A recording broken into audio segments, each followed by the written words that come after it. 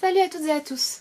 On se retrouve pour une vidéo qui va être courte, je pense. Elle m'a été demandée un nombre très important de fois et c'est vrai que j'hésitais un peu à la faire parce que je sais pas, je pense que c'est toujours intéressant d'avoir des témoignages. Je pense que vous savez maintenant à quel point j'accorde de la valeur à l'idée de témoigner, au témoignage, au lien que ça crée entre nous, au déclic que ça peut faire, à la force que ça apporte aux individus et à l'esprit de communauté et aussi puis à l'information que ça permet d'échanger, de partager.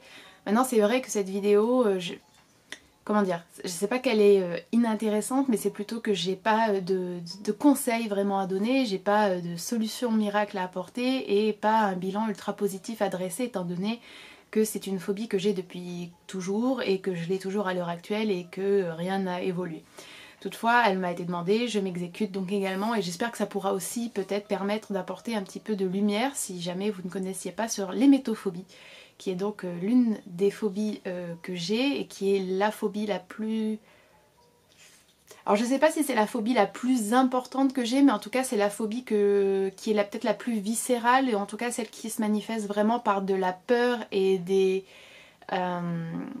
stratégies d'évitement et des réactions physiques parfois incontrôlées et effectivement qui occupe une grande place dans ma vie. Donc l'hémétophobie en fait c'est la peur du vomi. Alors je suis désolée déjà dans cette vidéo, je précise, je vais utiliser ce mot plusieurs fois. Donc si vous êtes hémétophobe et que vous ne pouvez pas supporter de l'entendre, je vous conseille de peut-être pas regarder cette vidéo. Alors, effectivement, il y a une époque où moi-même le mot me dérangeait énormément en fait.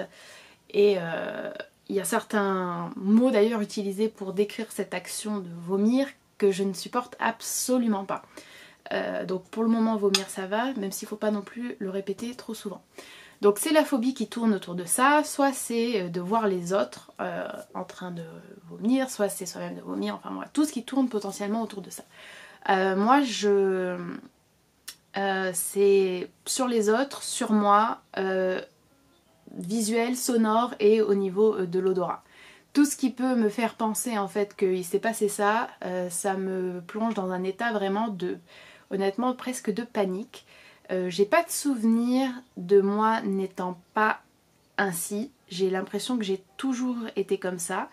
Je me souviens, alors sauf bien sûr quand j'étais bébé hein, bien évidemment, ou quand j'étais très petite, mais je me souviens de toutes les fois où ça m'est arrivé, je me souviens de toutes les fois où je l'ai vu également, très distinctement en fait, comme si, alors pour beaucoup de gens en fait c'est un épisode comme un autre de la vie quand on est malade ou quand on a trop mangé ou bref peu importe, ou quand on tombe sur quelqu'un qui pour X raison est malade aussi et on se souvient pas de tous ces moments là quoi. Je me souviens pas par exemple de toutes les fois où j'ai eu un rhume, je me souviens pas de toutes les fois où même je sais pas j'ai été indisposée au niveau de ma digestion, que je me souviens pas de toutes ces fois là, pourtant il y a peut-être eu des fois bien évidemment où c'était bien plus douloureux.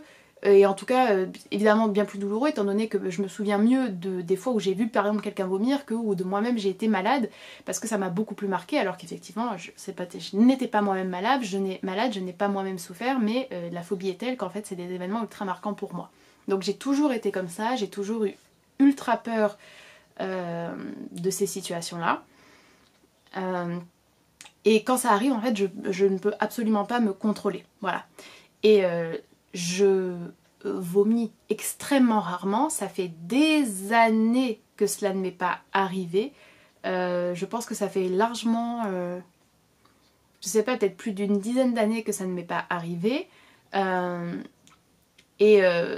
Je pense réellement que la phobie est tellement forte que ça m'empêche de vomir. Il y a eu des fois où j'ai été très malade, où j'ai eu vraiment des nausées, où je me sentais vraiment pas bien. Je pense qu'une personne entre guillemets normale aurait vomi. Pour moi c'est impossible. J'ai vraiment l'impression que ça peut pas se produire dans mon corps tellement j'en ai la phobie. Alors on pourrait se dire à première vue, oui mais enfin écoute, personne n'aime ça, c'est pas agréable, personne ne trouve ça agréable, tout le monde trouve ça dégoûtant, pourquoi on parle de phobie c'est pas un problème. Alors en fait si c'est un problème et les gens ont un petit peu de mal à le comprendre. Déjà c'est un problème parce que moi je sais que les 2 dernières fois où j'ai eu l'impression que ça allait se produire, j'ai cru que j'allais mourir. J'avais vraiment l'impression que j'allais mourir, j'ai vraiment cru, enfin vraiment, hein, je sais pas comment vous le dire autrement, j'ai cru que j'allais mourir. Alors que je suis pas du tout une chochotte, que c'est pas du tout une question de souffrance ou de douleur, c'est juste que cette peur panique s'installe en fait, où j'ai l'impression que quelque chose de terrible va m'arriver si jamais ça venait à se produire. Ensuite, je pense pas que tous les gens sont dans un moment de panique intense lorsque ils entendent, voient ou sentent ce genre de choses. Trouver ça désagréable, ok, il n'y a pas de souci. Maintenant, avoir peur et être en panique, ce n'est pas du tout la même chose. Ensuite, ça impacte ma vie au quotidien, croyez-le ou non. Il n'y a pas un jour en fait où je ne pense pas à ça. Aussi bizarre que ça puisse paraître, il n'y a pas un jour où je ne vais pas avoir de pensées qui ont un rapport avec l'hémétophobie, si vous voulez. Par exemple, je vais penser ah mon Dieu, j'ai vraiment de la chance de ne pas avoir vomi depuis si longtemps. Ah mon Dieu, mais comment ça va se passer si jamais je devais être malade dans cette situation? Ah mon Dieu, mais si je vais chez elle ou chez lui et qu'il est malade? Mais qu'est-ce que je devrais faire si un jour un élève est malade en classe? Ou alors même des souvenirs. Voilà, il n'y a pas un jour sans que je ne pense à l'hémétophobie, tout simplement. Donc déjà, c'est pas une pensée super agréable, mais enfin, à la limite, ça c'est pas très grave. Mais voilà, encore une fois, si vous n'êtes pas hémétophobe, je doute que vous pensiez tous les jours à ça. Ensuite, il y a des choses que je ne fais pas à cause de mon hémétophobie. Par exemple, je me tiens à distance, en général, des jeunes enfants ou des bébés, parce que je me dis, à tout moment, ils peuvent vomir. Il y a des trajets que je ne fais pas, parce que je pense que... Dès là, vous voyez, là, d'en parler, je sens que je commence à avoir la nausée. Il y a des trajets que je ne fais pas parce que je me dis à tout moment quelqu'un pourrait être malade ou moi je pourrais être malade. C'était le cas par exemple en Géorgie. Là j'étais en Géorgie il y a... Je sais même plus quand est-ce que j'étais en Géorgie. Bon bref, il y a un certain temps j'étais en Géorgie, le pays, hein, pas l'État américain. J'étais donc en Géorgie, c'était super et en fait je sais qu'il y avait un endroit magnifique que je voulais à tout prix voir mais c'est pas desservi par des trains ni rien donc il faut prendre comme un minivan là.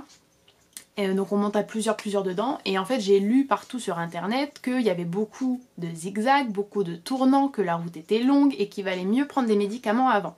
Donc si ça ne tenait qu'à moi à la limite, ok, mais je me suis dit à tout moment il va y avoir quelqu'un dans ce minivan qui n'aura pas pris de médicaments ou qui sera malade, c'est impossible pour moi de gérer ça et surtout de gérer ça seule vu que je voyageais solo. Je n'y suis pas allée alors que j'avais très envie d'y aller mais pour moi c'était juste impossible. Donc encore une fois, je pense que si vous n'êtes pas hémétophobe, même si vous ne trouvez pas ça agréable, voilà, vous ne serez pas dans cette situation, tout simplement. Un autre élément vraiment, par exemple, c'est que j'ai vraiment très peur des personnes qui sont ivres. Et la raison pour laquelle j'ai peur des personnes qui sont ivres, c'est pour la simple et bonne raison qu'une personne ivre, à tout moment, dans ma tête, en fait, elle peut me vomir dessus. Voilà. Donc dès que je sens que quelqu'un potentiellement est ivre, et là vraiment, n'importe qui me connaît un minimum vous dira, je suis paniquée. Mais quand je vous dis paniquer, c'est vraiment paniquer.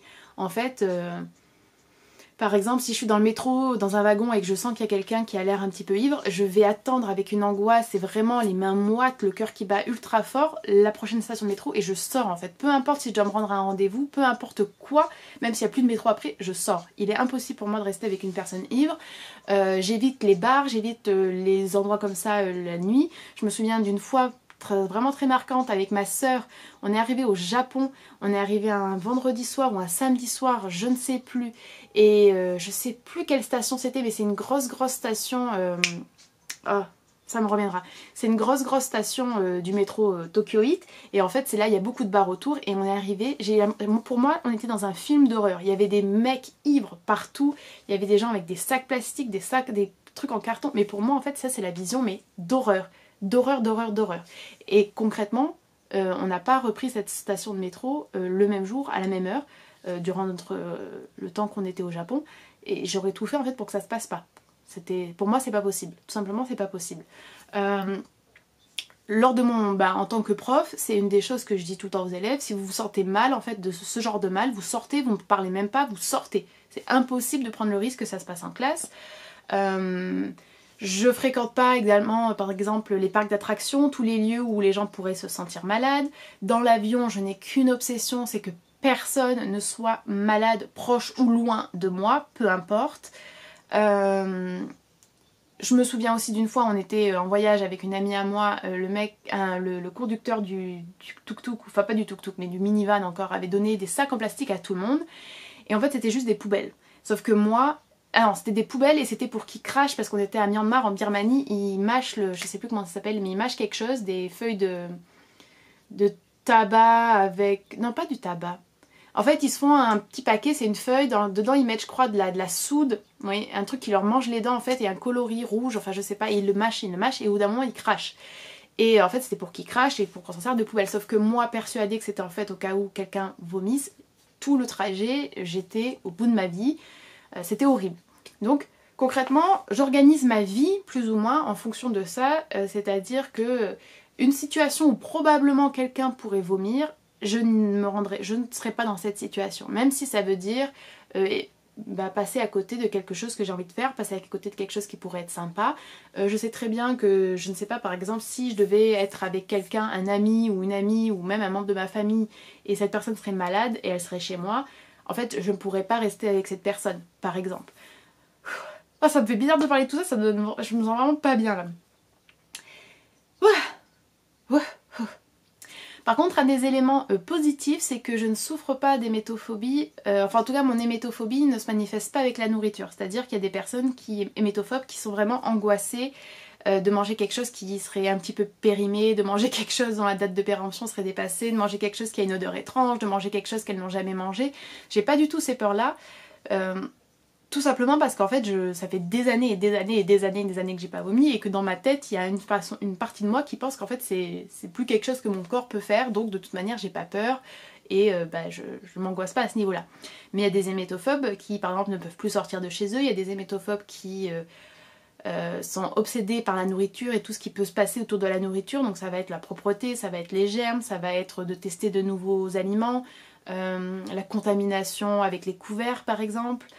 Il y a vraiment différents degrés et différentes manifestations en fait de l'hémétophobie. La mienne est plutôt gérable à partir du moment où je peux sortir quand même de chez moi et où je peux aller au restaurant par exemple et où j'ai vraiment pas peur de manger des trucs. Par exemple, je sais pas, moi quand je voyage, je me pose pas la question vraiment de ce que je mange.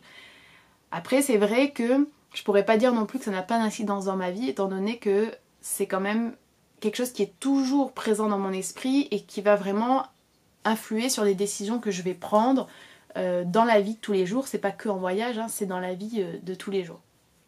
Voilà. Et comme je vous disais, en fait, cette vidéo va s'arrêter là parce que je n'ai jamais fait de thérapie pour mon hémétophobie. Je n'ai jamais vu d'amélioration vraiment sur mon hémétophobie, ni... Ouais, non, elle n'a pas fluctué. J'ai l'impression que ça a toujours été la même chose. Et pour être honnête, j'ai pas du tout envie d'essayer de soigner mon hémétophobie parce que dans ma tête, soigner l'hémétophobie, ça voudrait dire être plus à l'aise ou être potentiellement amené à être plus en contact avec l'élément qui me fait peur et que je trouve absolument horrible, répugnant et, je sais pas, monstrueux. Et en fait, non. Dans un sens, ma phobie, entre guillemets, me va très bien parce qu'elle me tient éloignée de ce qu'est précisément l'objet de cette phobie. Je sais pas si c'est très clair. Le seul truc c'est que voilà, des fois c'est un petit peu handicapant, mais j'en suis à un tel point aussi de phobie que j'ai pas envie de soigner cette phobie. Et je pense que les phobiques pourront se reconnaître là-dedans. C'est-à-dire que bien évidemment c'est embêtant, c'est handicapant et comme je vous dis, moi j'en suis à un niveau encore très gérable. Mais en même temps on a une telle phobie de l'objet que s'imaginer une thérapie qui nous amènerait à ne plus comment dire, en avoir peur, c'est contre-intuitif. Enfin, je sais pas, il y a quelque chose d'illogique. En tout cas, mon cerveau ne voit pas le positif là-dedans à l'heure actuelle. Voilà, c'est tout ce que j'avais à vous dire. Honnêtement, j'espère que cette vidéo aura intéressé du coup celles et ceux qui me demandent depuis très longtemps maintenant de parler de mon hémétophobie. C'est une vraie phobie, d'accord? Elle existe vraiment. C'est d'ailleurs, il me semble, l'une des phobies les plus reconnues dans le domaine médical. Et donc la prochaine fois que vous entendez quelqu'un qui vous dit j'ai vraiment peur de ça et ou je suis hémétophobe, ne riez pas en fait, ne prenez pas ça à la légère, ne dites pas oui en fait personne n'aime ça, ne faites pas des blagues parce qu'en fait c'est réel et personnellement je sais que moi ça me met dans des états de panique, de réelle panique et donc personne n'a envie de subir des blagues ou des réflexions déplacées sur ce genre de choses. Voilà. Je vous remercie d'avoir regardé cette vidéo jusqu'à la fin et je vous dis à la prochaine.